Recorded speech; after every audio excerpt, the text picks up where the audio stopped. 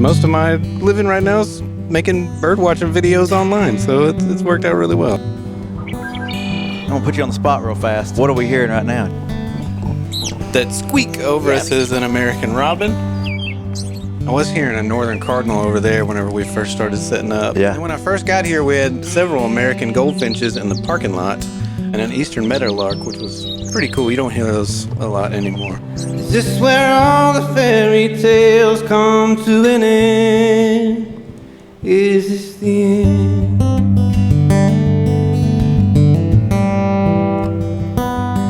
They are the bluest blue you can imagine. Yeah. It's a Blue Angels jet blue. Yeah. You can't miss it. But a painted bunting is like, you remember those Lisa Frank pencils we used to get? You know what I'm talking about? I mean, the males are so colorful. It's like a bird in a clown suit.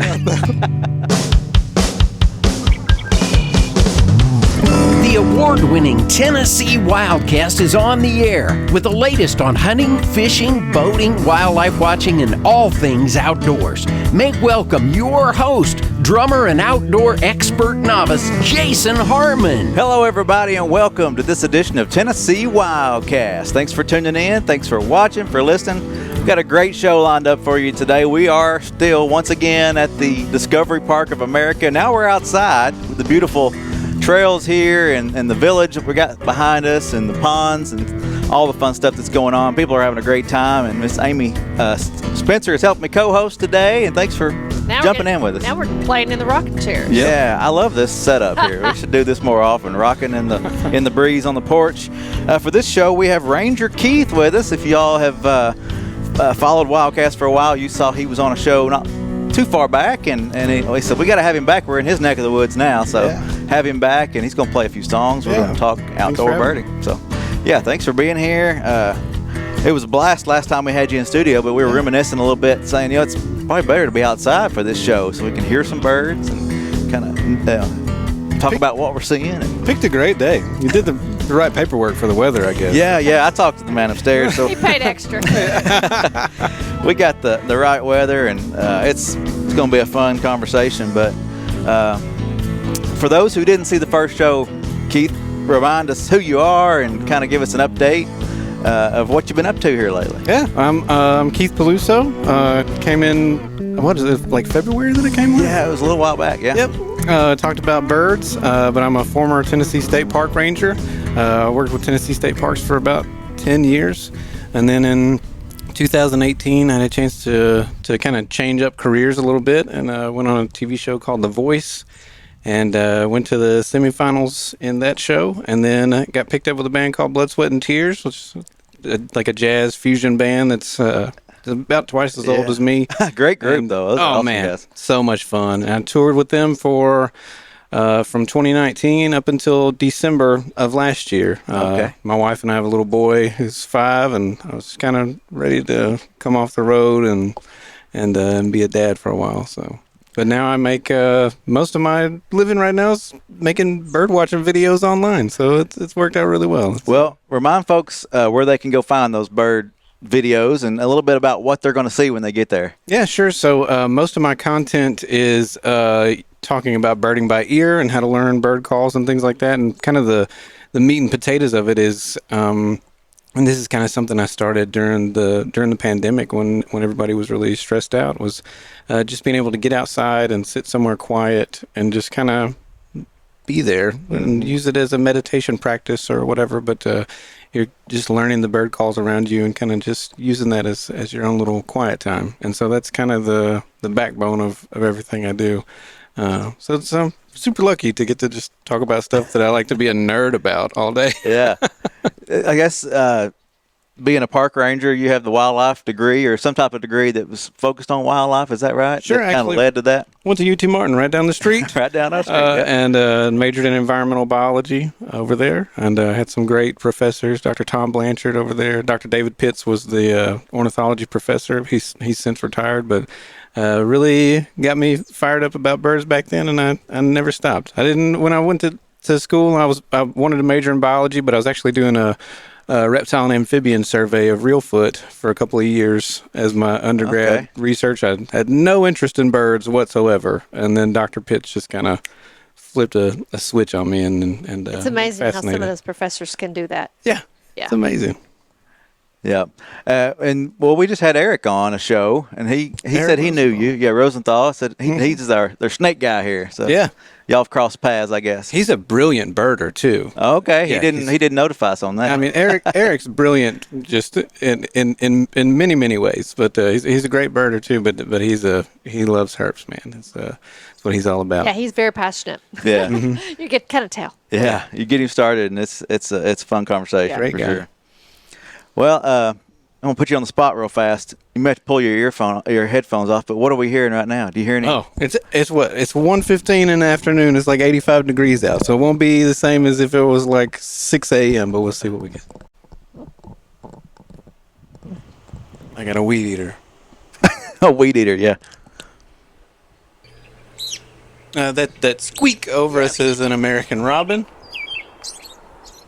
I was hearing a northern cardinal over there whenever we first started setting up. Yeah. And when I first got here, we had several American goldfinches in the parking lot, and an eastern meadowlark, which was pretty cool. You don't hear those a lot anymore. It sounds like that robin is right here. Right over right here. Yeah. Yeah. Okay. All right. Well, we'll come back. Maybe there's some more that'll come around, and we'll hear some more later. Yeah. But the last time you were on, you did some songs. You want to do a song to get us started? I can. Yeah. Yeah. It was fun to learn about your Blood, Sweat, and Tear tour and some of the things Yeah. you were doing with those guys and your time on The Voice. And we always love music on WildCast. So Well, thanks. Imagine that. yeah, a few drummers in the house, or a drummer and a guitarist. Yeah. It's hard playing in a room full of musicians. I'll play the saddest song I know. Okay, good way to get us started.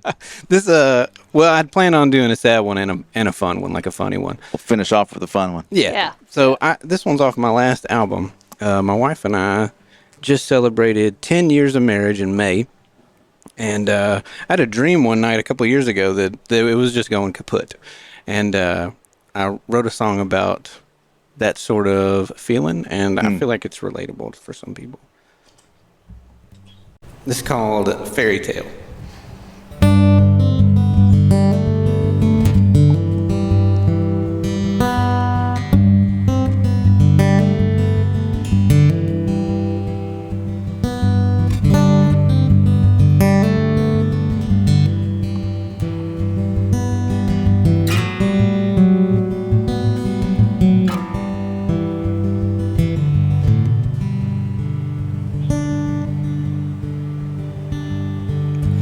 I see your face as you open up the door. Lines around your eyes, but you don't laugh much anymore. We don't talk too much about it. We don't talk too much at all. We just pay our bills and then collapse. The weekend comes and goes. Is this what you wanted? Baby, is this the happy ever after that we planned? Is this forever? Baby, is this where all the fairy tales come to an end? Is this the end?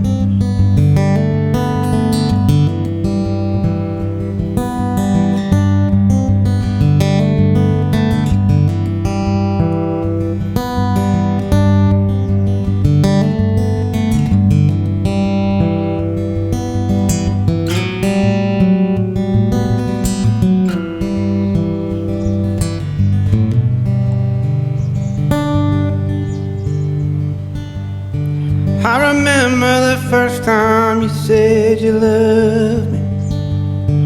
You said it may sound crazy, but I knew what you were gonna say. And I know I haven't always been heroic, but is there anything worth saving? Is there anything to say? Is this what you wanted? Baby, is this the happy ever after that we planned? Is this forever? Baby, is this where all the fairy tales come to an end? Is this where all the fairy tales come to an end? Is this where all the fairy tales come to an end? Is this the end?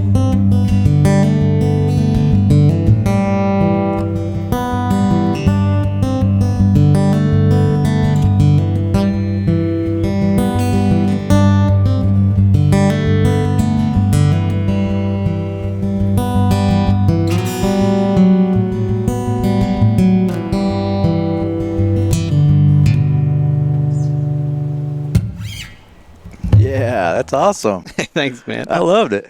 I love the artistic, just the pauses and the way that song was written and the music too. It's awesome. I appreciate it. Yeah, man. that's Thanks. cool. That's cool. Well, and I was recording that too. I had to get some good video of that from this angle too.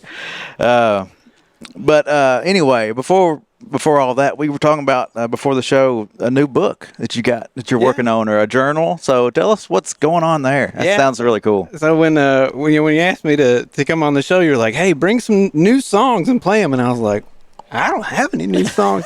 That's because for the past year or so, I've been working on a book, and I've been like writing some songs here and there, but that's been my main focus here lately. I got a message last year from a publishing company that was watching my content and stuff online. They were like, "Hey, I would love for you to. I've got this idea for a book, and I'd love for you to be the one that writes it." Oh wow! And so it's a journal for a year of bird watching, but splits the difference between using it as a mindfulness practice and like, hey, this is some real ornithology. This is how you go bird watching, because I didn't want it to be too woo woo. You know what I mean?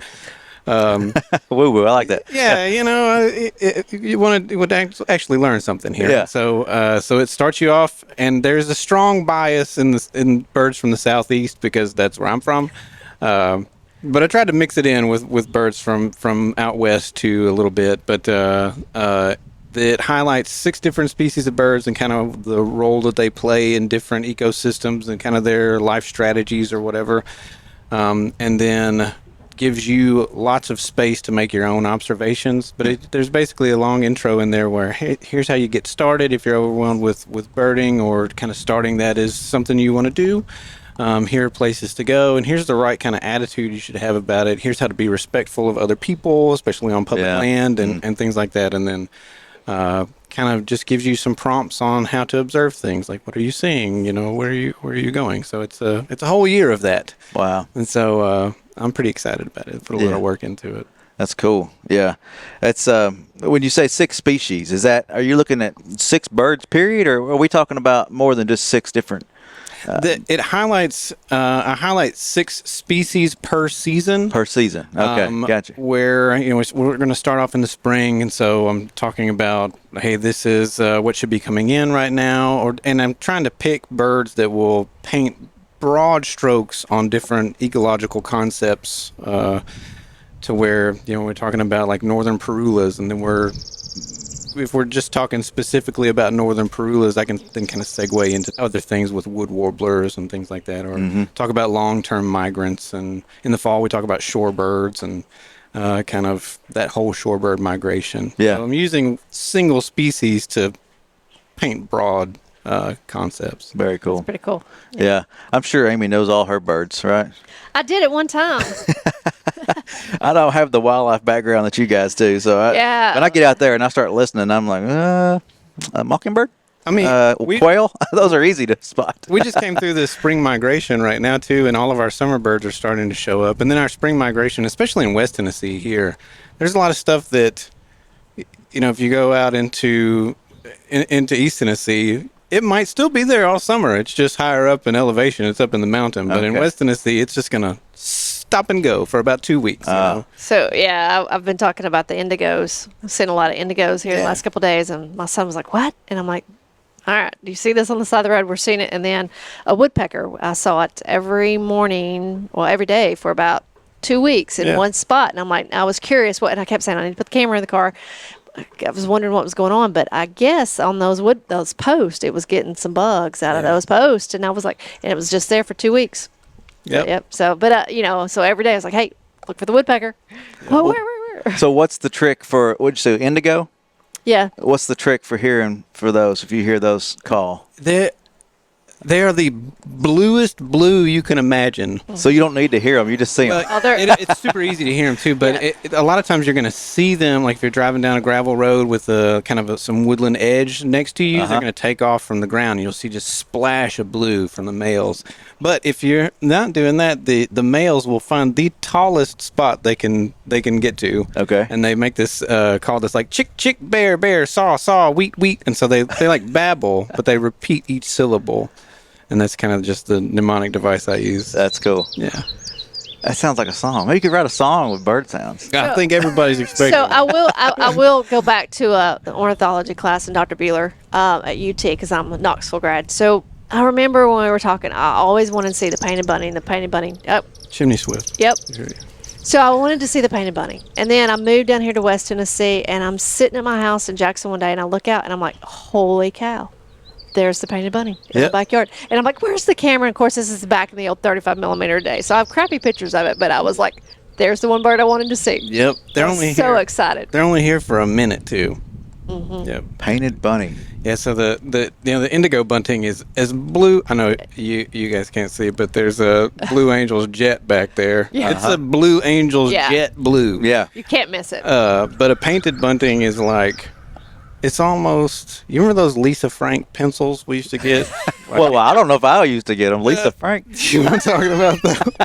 I mean, the thing is, the males are so colorful. It's like a bird in a clown suit. Yeah, it's so almost looks like you colorful. dip parts of it in different colors. Bird book. Yeah, you got a bird book right here. Let me get this simply got So, I mean, it was just, that was the one bird when I was at Knoxville. I was like, man, I really, really want to see one. But you need to come. You had to be in Shelby County. It was pretty much the only place you were Really? going to see it. And I thought, I'll never get to see one. And I clearly remember, I look out and it's sitting on the fence. And I'm like, you got to be kidding me. And I was so excited. I ran and got the camera and I was taking pictures of it. Of course, in the old days, it's before you have some of the photos that we have today. But yeah. So we'll have to show Jason it. All right, I'm terrible at this. Hold on. Well, while he's flipping there, he's got these books, and we're going to touch on some of that, some of the things you need when you go birding, or some of the things that'll help. Yeah, he's got a prime example right here. What do you see? And so there you go. This is a painted bunting. Oh wow, yeah. Look at this dude. Okay, and I said bunny. I thought you said bunny. Painted bunting. Yep. That's my southern coming out, okay? Yeah. So that's painted bunting. Yeah. Okay. That's just the way I say it. The female looks much more tasteful. The male is like dunked in a bucket of paint. So Clown suit was a that's the better way it is description. for most birds, right? The males are the most colorful, correct?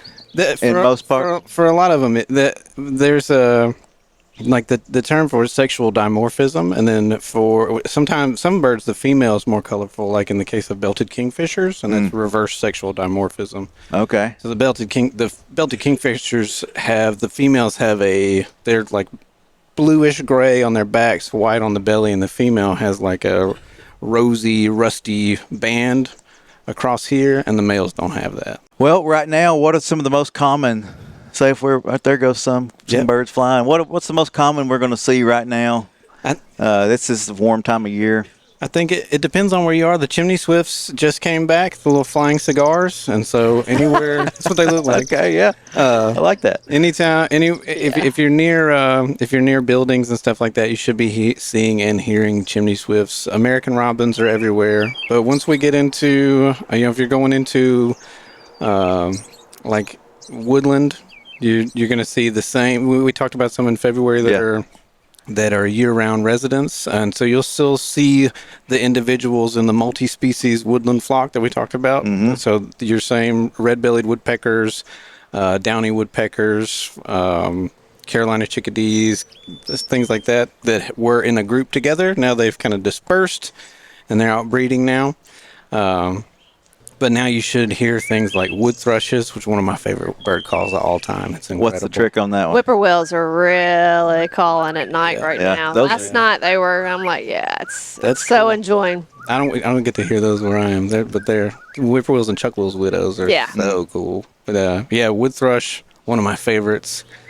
Just got back right now, maybe a couple of weeks ago. Just got back. Mississippi kites, super cool bird, man. So if you, and they just showed up like 2 weeks. actually, I go back to one of the professors here at Union University was big instrumental in getting those, helping to reestablish the kites back in this area. Yeah. So I love every time I see one. I'm just like, and they are so fascinating. And then if you look, you also see the dragonflies too. There's the dragonflies. They're actually and they're eating, and it's amazing to watch them. They are like missiles in the sky. Yep. I love a Mississippi kite. And when they're just kind of aimlessly looking for food, though, they're so light. Everything they do looks so effortless. They're just like a piece of paper, just kind of floating around. Yeah. They're so cool. They make this pew pew sound for their call. Yeah, they're real cool. I think it's cool to listen to you talking. Just like you can just name off those sounds, and I think it's awesome to watch your videos too. Thanks, man. I enjoy it. I enjoy it a lot. I tell you what, let's do another song. Let's do another song, and then we'll come back to some We of gonna the do a funny one? Yeah. We can do. I played a sad song for the first one. I think Let's do the funny funny. one. Be Yeah. funny. Okay. There's a little bit of a backstory. Well, we're a with little this. silly around here anyway. good. So. So for this one, I haven't released this one at all. 'Cause Uh-oh. I've just kind of been working on this Right here on WildCast. Yeah. I play it a lot live though, to where whenever I play it live, like usually the people are like, "Are you gonna play Wanda?" So it's a joke tune. But my brother and I both really love musicals, and my brother's a music teacher, and we love musicals, but we don't look or sound like the kind of dudes that would. Mm-hmm. And like getting into musicals, you'll realize quickly there aren't any like there are no redneck musicals. I don't think so. If anybody knows one, send it to me. Yeah. So we were like, we should write a redneck musical, and so I started writing this tune, or several tunes that go with this one. But it's about a man named Daryl, who's incarcerated, and not really for anything crazy, just wrong place at the wrong time type stuff, and. He's about to get out, and he has fallen in love with a lady that works as a food service worker in the prison there. Okay. And he resolves to make himself a better suitor for her. Okay. And so that's I'm gonna let him play in this. This will be good. So this song is called "Oh Wanda."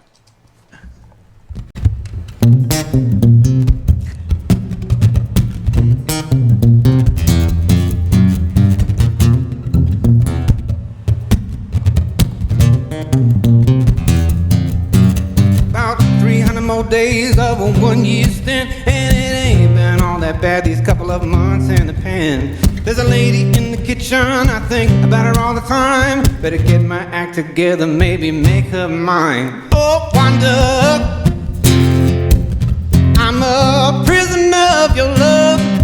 The way you're serving up them beans got me shaking in my chains, and now I can't get enough.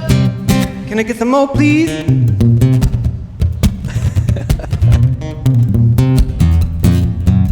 So yeah, I've got a record when I'm back out on the street. Gonna get my driving license, maybe take her out to eat. Gonna make her all that money to buy her all the things she wants, and maybe she'll let me show her off in every bar and restaurant. Oh, Wanda, I'm a prisoner of your love. The way you're making them sloppy joes, someday I'm gonna let you know that I love you so, and I've done my time. Oh, Wanda, oh, Wanda, ooh, yeah. I'm gonna get me a job, gonna work hard around the clock, gonna wash my clothes and comb my head. I'm gonna be Wanda's man. I'm gonna get me a job, gonna work hard around the clock, gonna wash my clothes and comb my head. I'm gonna be Wanda's man, oh, Wanda. I'm a prisoner of your love. The way you're making that spaghetti, just let me know when you're ready. Baby, just let me know. Just let me know, baby. Oh, Wanda. Oh, Wanda. Ooh, yeah.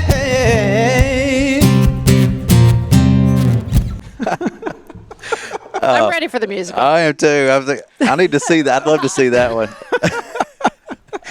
You promised me this is coming out, right? This will be a musical, Someday. right? Someday. Okay. Someday, the greatest thing I'll ever do with my life is make a joke musical. My greatest work. I can already see the performance. I was seeing it right there. It's like the episode of Jailhouse Rock or something. I got a grand vision. Oh, that's great. That's great. Oh, so I'll think about spaghetti now. Spaghetti and sloppy joes. Go for it. I'm getting hungry. Use a sloppy Joe. So I wanted to touch on great places to go birding. Maybe we can focus on West Tennessee since we're here, and then some of the basic gear you would need. Like, what would you suggest for folks who are getting out there for the first time? Man, what I would suggest more than anything is to start studying a little bit. And if you don't want to buy books and stuff like that just yet, that's totally fine. There are loads of resources, apps you can get on your phone. We talked a little bit about it last time. Yeah. Like Merlin Bird ID, eBird from Cornell Lab of Ornithology, the Audubon app. There are some that you can pay for too, but those are the three that I usually teach with because they're free. Yeah. And so I would practice even before you start planning, like, oh, I'm going to make this trip to Reelfoot and then we're going to go hardcore for a weekend. Try just being more aware of what's around you. And I promise you'll see like more stuff than just birds. You may learn a few other things too, especially if you start learning calls. You'll see, like, if you start learning some calls, it will interrupt conversations, like when we were talking about the chimney swift earlier, But whenever you do get started, you can go visit your parks, or you can try to fling yourself out into the wilderness. But there's plenty of stuff going on just out and about, like maybe this even right in your here. yard. Yeah, just so be aware of the places that you're already in, and then compare them to when you get in a canoe and go out into Reelfoot, or if you're trying to go out on Ghost River or something like that. And you'll see a huge difference in not just the number of birds, but also the assemblage too, because you want to get a multiple habitat types. Like here, this is what we call parkland, or you go out into a wetland. There'll be different things there too. That's awesome. And then binoculars are great. Book if you want to pick one up, a book is great. Yep. I mean, I have some, but we could. They are good tools to have. I mean, because you're always looking. Well, you can look. And you don't have to have an expensive pair either of binoculars. Right. You could just pick up an easy pair, small. What I normally recommend, just for people getting started, find something that's like 8x50 or 10x42. That just shows, these are dirty, it shows the level of magnification and the field of view. Don't get something that's like 12x25 because they'll be too shaky. Hard, yeah. Yep. I'm using Nikon Monarchs, but I'd recommend Vortex brand over just about anything else if you want to just spend a couple $100. They make great scopes too. Yep. They do. Yep. Yeah. Awesome. Nice optics. Good information. I appreciate you, Ranger Keith. It's fun. How do they find you on Instagram? This is Keith Paluso on everything. Okay. I don't really check Keith Facebook Paluso. very much, but Instagram and TikTok. All right. Find him there. And real quick, I want to plug tnwildlife.org. We have a lot of bird sounds there. So click on the wildlife tab, click on birds, and there's all those sounds there. So use that as a tool as well to get acquainted with those sounds. Yes. And then follow Keith and just match what he does. Yeah. He's got it going on. Just send me a message. I'll help you out. It's been fun. I appreciate it once again. Yeah, thanks for having me. Amy, time. Thank you. I'm just waiting on the musical. I'm ready. I've already bought a ticket, so go check him out. This has been fun. Thanks for tuning in to Tennessee WildCast, and we'll see you next time. Thanks for tuning in. Stay connected with TWRA by visiting our website at tnwildlife.org and follow us on Facebook, Twitter, and Instagram. Hey, it's all about Tennessee wildlife. It's what we do. Tennessee WildCast will be on the air again next week. We'll see you then.